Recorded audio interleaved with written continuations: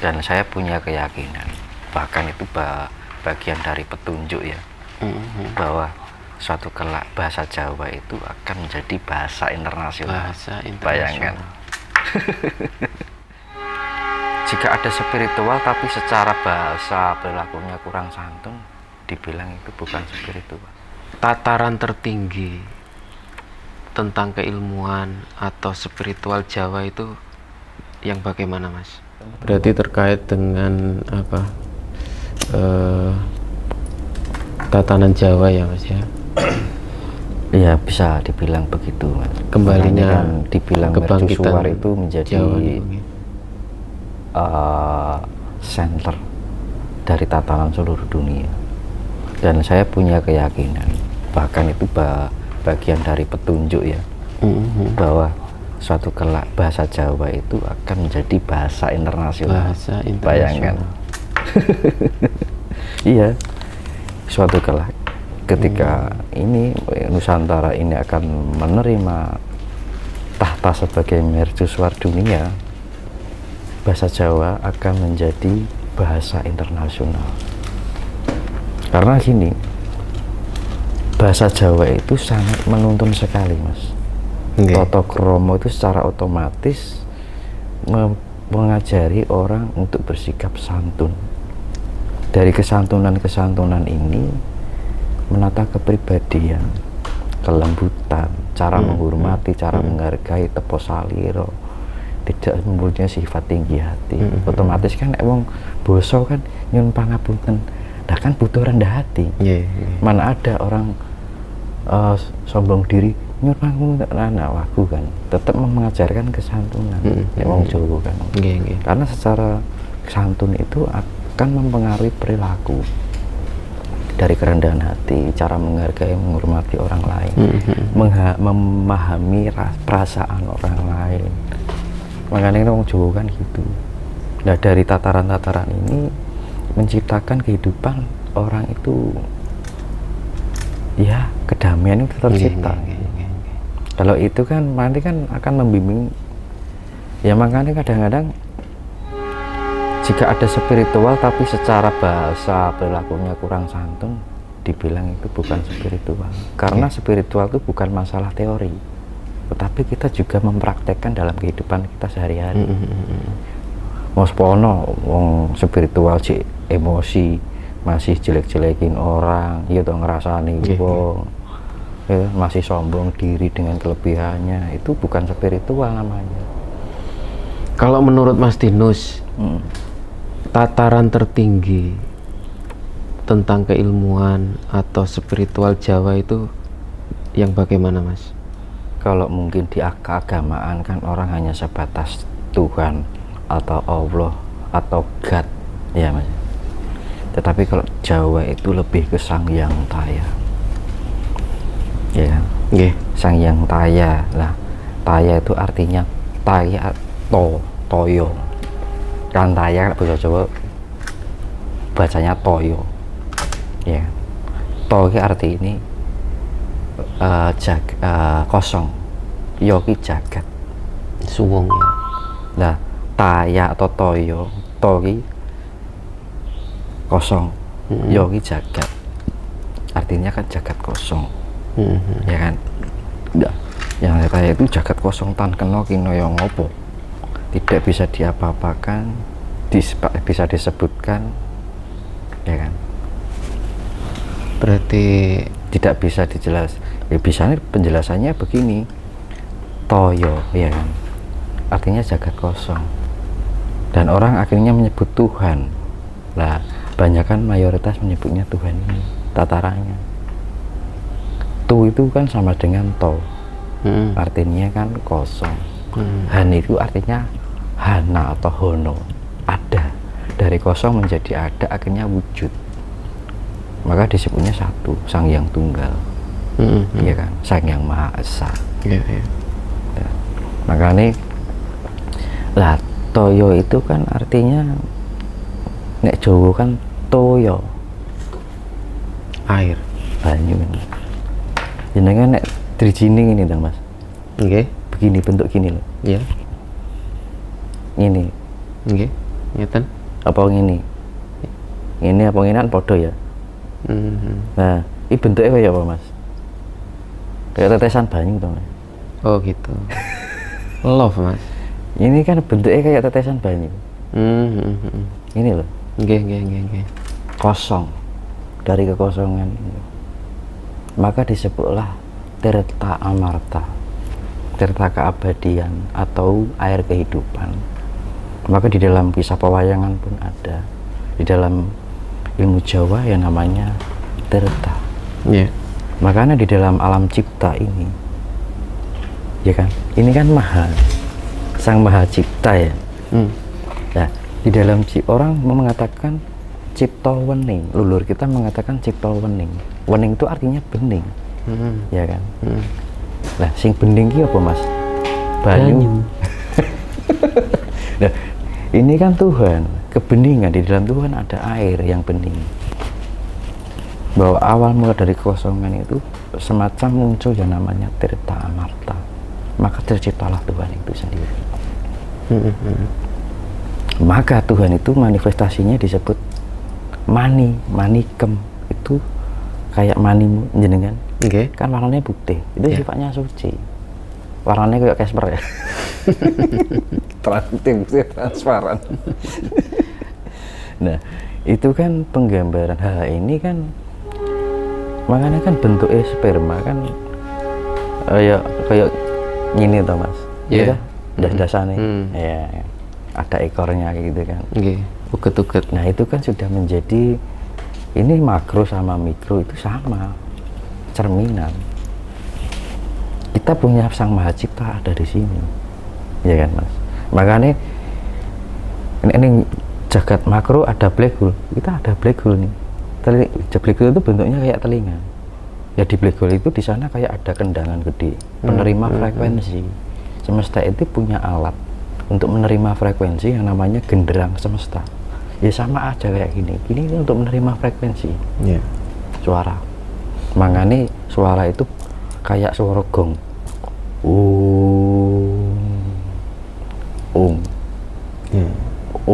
Hong. Artinya kosong. Jagat kosong, frekuensi jagat kosong itu semesta suaranya seperti itu. Kayak gong itu ada luar negeri ada ya gong yang gong semesta yang digesek ini berbunyi. Orang Jawa doanya wilaheng gawe namastu namasidam sekarang bono langgeng. Nah itu kan. Nah makanya dibilang Sang Yang Toyo akhirnya dadi toyo. Tirta keabadian. Nah, makanya adewe nul. Ya sudah disimbolkan di dalam jari kita berbentuknya kayak tetesan air. Nah, adewe ini kosong. Mesti gini loh. Bentuknya kan kayak ini, tetesan air mata. Apa air mata? Tetesan air amarta itu kan. Mas Tinus, istilah Sang Hyang Taya nggih. Nah, Sang Hyang Taya itu sendiri apakah bisa disebut sebagai Tuhan? Tuhan yang tertinggi maksudnya. Ya, Tuhan kan yang wujud, Mas. Ya taya. Kosong, jagat kosong. Makanya orang Jawa mengajarkan suwung. Suwung itu bukan berarti kita tidak mikir apa-apa, tapi kita mengesampingkan segala keinginan dunia. Ini kan memori ya, Mas. Di sini kan memori, ini pineal, ini otak kecil untuk keseimbangan. Sama aja ini Brahma, Wisnu, Brahma, Wisnu, Siwa. Makanya Siwa kan disimbolkan mata ketiga di sini. Makanya Brahma kepala tiga, bahwa kehidupan ini ada triloka, jagat tengah, jagat bawah, jagat atas. Semua kehidupan tertampung di sini memorinya. Nah ini keseimbangan, maka simbolnya Wisnu. Makanya kan Nenggon Wisnu kan disimbolkan ular ini untuk keseimbangan. Simbol keseimbangan ular itu. Ini kan. Kalau yang saya tahu kan kepercayaan Jawa kuno dulu kan ya istilahnya kapitayan itu ya, Mas. Nah itu ada hubungannya dengan Sang Hyang Taya itu tadi. Iya. kapitayan itu kan sebenarnya bahasa Indonesianya kepercayaan. Kepercayaan. Lu agama Islam Katolik itu juga kapitayan. Akhirnya kapitayan itu dijadikan merek untuk orang Jawa. Iya kan? Kalau orang Jawa itu ya modal percaya harus yang kayak akarya jagat. Iya, iya. Iya kan? Bilangnya akarya jagat. Yang membuat ya sayang dari keajaibannya melalui butiran yang namanya Tirta Amarta. Tuh. Jadi memang berarti awal kehidupan itu ya dari Tirta Amarta itu tadi. Jadi nanti sampai terbentuknya Adam. Nah, ini yang menarik ini. Kalau menurut perspektif panjenengan, Adam dan Hawa itu apakah memang manusia pertama atau Jenengan ada pandangan yang lain? Mungkin di Al-Quran tulisan Adam ada nggak? Hawa gitu. Kayaknya nggak ada ya Mas ya? Enak lah Mas. Ini kitab loh. Mas Toib. Nggak ada kayaknya. Lah sebenarnya ya Adam dan Hawa itu diambil dari bahasa Jawa. Dari bahasa Jawa. Iya. Namanya Adam itu artinya adem, dingin. Adam sama dengan bahasa Jawa ini apa? Artinya adem. Adem itu artinya bahasa Indonesianya dingin. Ya kan. Terus Hawa itu kalau di bahasa Jawa kan hawa. Hawa itu panas, bukan suhu. Hawa itu panas, makanya ada enak istilah wih jomarake hawa. Ya Nafsu itu maksudnya? Enggak, panas, energi panas. Dan Adam itu energi dingin. Makanya ada tercipta malaikat dan iblis nanti itu. Makanya proton sifatnya dingin, elektron sifatnya panas. Dan Adam itu elektron, proton itu adalah Hawa, suhu panas. Nah dari pencampuran Hawa dan panas ini kan butuh keseimbangan yang namanya neutron atau sifatnya netral. Yang sifatnya dari unsur Tuhan itu yang sifatnya manikem. Penetral, sifatnya suci. Karena suci itu bukan lebih, tidak juga tidak kurang, tapi sifatnya tengah-tengah, netral. Itu yang dibilang suci. Bersih ora bersih banget. Karena kan unsur alam itu dinginnya dingin sekali, bisa membeku loh. Iya kan? Kalau panas panas sekali. Berarti Adam dan Hawa itu unsur bukan dingin dan panas. Bukan sebagai sosok ya? Bukan, itu ya itu tadi artinya Adam. Itu adem, itu sifat proton. Kalau bahasa ilmiahnya ya. Hawa itu kan panas, elektron. Dari panas 50% panas, 50% dingin akan hangat. Lah, kita hidup di dunia ini hangat. Kalau tahu dinginnya sesungguhnya yang kutub kalau Mas. Iso urip ning kutub. Itu pun dinginnya itu nggak seberapanya dari dinginnya semesta. Maka harus diimbangi dengan panas. Hawa. Ya, sama halnya kalau di dalam pewayangan Hawa itu disebutnya Siti Kowo. Siti ki lemah, Kowo ki kawah, artinya tanah yang panas. Lahar. Ya kan Mas? Nah dari perbumi yang panas ini, di permukaan ini hangat karena ada unsur dingin dari udara. Panjenengan nek panas tok ning bumi, ning udara tanpa ada unsur dingin, apa kuat ya Mas urip ning donya ini? Ya kan? Dari ada pencampuran dinginnya udara dan panasnya bumi ini menyatu, akhirnya lah tercipta kehidupan. Itu secara makro. Dan itu ada Hawa itu di dalam diri kita ada proton dan elektron. Dan penyatuan dari kesatuan proton, elektron dan neutron terciptalah atom. Ya kan? Dari atom ini menciptakan unsur sel. apa unsur materi yang terbentuk dari 4 unsur alam: air, tanah, angin, api, udara. Dan satu unsurnya unsur cahaya. Unsur non fisiknya cahaya, unsur fisiknya 4 unsur alam. Dan ini digabungkan jadi satu.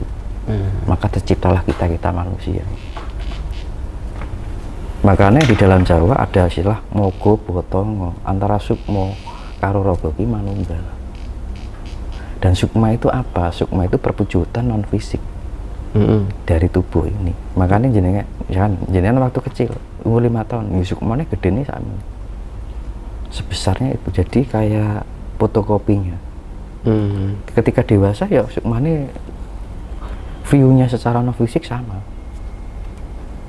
Makanya kan kayak ada, misalkan ini cahaya ini pasti ada pantulannya yang berbentuknya sama. Ya sama halnya kehidupan ini. Energinya. Tapi pacarannya ini yang disebut jiwa. Ya. Nah, karena orang bingung tuh, sukmo sing ndi, nyawa sing ndi, sing roh sing ndi, kan gitu kan. Roh itu dari rasa, yang bisa merasakan. Tugasnya masing-masing. Kalau sukmo itu perwujudan secara view-nya dari non fisiknya dari fisik itu. Kalau jiwa pancarannya. Kalau nyawa itu energinya. Siap. Baru kali ini loh ada apa? Adam dan Hawa. Makanya kan terjadi ledakan dari itu. Makanya kan dalam penciptaan manusia kan ada unsur bopo lan ibu. Maka bopo angkasa itu sifatnya ya satu, ibu sifatnya 4 unsur alam. Ya bumi kan terdapat 4 unsur alam, ya kan. Makanya kan hong wilaheng, artinya hong itu suwung, wilaheng itu menyatukan kelima anarsi semesta. Di dalam kesuwungan kita menyatukan alam semesta, maka kita tahu akan kebenaran hidup, kerahasiaan kehidupan ini yang sebenarnya, mengetahui kesejatian kehidupan ini. Nah, hal-hal pendidikan seperti ini apakah diketahui oleh masyarakat secara umum? Apakah diterima? Dan itu juga nggak akan diterima. Berarti bila wong menerima aja belum tentu nguri atau istilahnya menjalani. Itu yang sudah tahu loh. Misalnya udah paham, itu aja kalah karo karsa, iya kan, ngopo kan, kalah karo ndablek ini, ya kan. Makanya kan untuk menjalankan ini semua itu harus didasari dari niat yang benar-benar kita menyadari bahwa kehidupan ini kita diberikan cinta kasih oleh alam semesta. Dan ketika kita diberikan cinta kasih oleh alam semesta ini, apa yang kita berikan ya kita harus memberikan cinta kasih juga. Tetapi ketika kita memberikan kehancuran ya alam yang akan memberikan. Makanya kan hukum imbal balik itu, apa yang kita berikan, alam itu akan memberikan apa yang kita berikan, gitu kan. Itu pantulan dari perbuatan diri kita sendiri. Makanya kalau dunia ini ya wajar kalau terjadi bencana, terjadi fenomena yang mungkin nggak diduga-duga, itu karena ya ulahnya manusia sendiri, perbuatan manusia sendiri.